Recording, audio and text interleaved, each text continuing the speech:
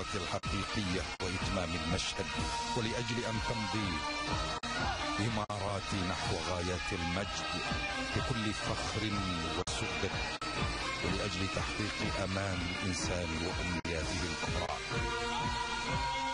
إن أبناء وبنات هذا الوطن هذا الوطن كانوا المؤسسين. هذه إماراتنا في يوم عيدها هي البوح المستمر والنهر المنهمر، تظلل أبناء وسائر البشر فيعيشون في سلام ووئام ومحبة دون ضجر، لكن بالعزيمة الكبيرة للاستفادة من الفرصة التي منحتها لهن الدولة لخدمة الوطن. سبقهن حماسهن واعتزازهن، فجئناها سعيا إلى ما تشاءه منا البلاد، فنحن جنون مهر لك يا بلادي، وكم ترخص الروح عند السؤال، فأنت لك الأمر يوم النداء، ونحن لنا القفز فوق المحال.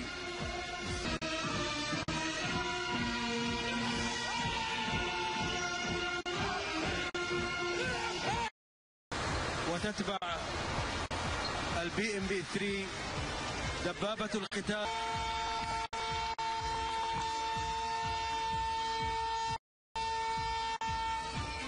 ها هي تلوح بالتحية برا وبحرا بالجنود الأوفياء، واشهدي كيف الصقور تحفظ أمن الفضاء. أمنك عهد الأبات، عزك باب الفداء، شعبك كله جند. طائرات الميراج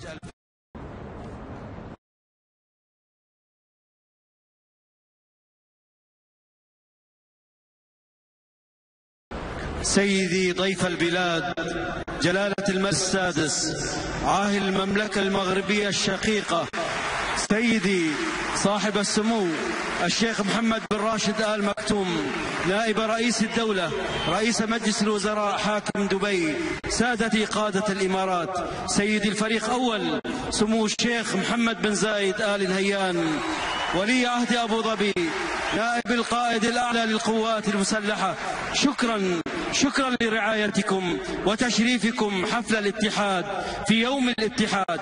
سعدك يا وطن من بناء على يد زايد إلى ترسيخ للبناء على يد خليفة. المجد والعز لدولة الإمارات العربية المتحدة.